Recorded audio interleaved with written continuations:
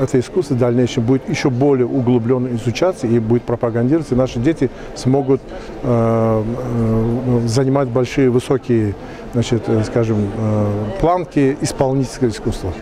و در مرحله کنونی از جانب جهانیان همچون پدیده نادیر و ناتکرار بدیهی اعتراف گردیده است.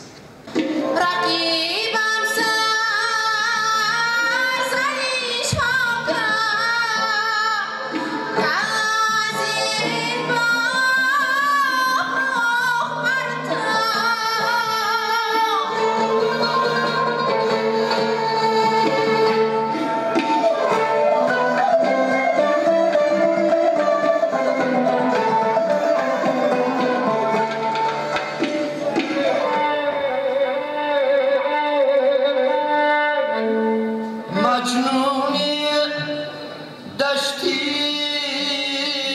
زردم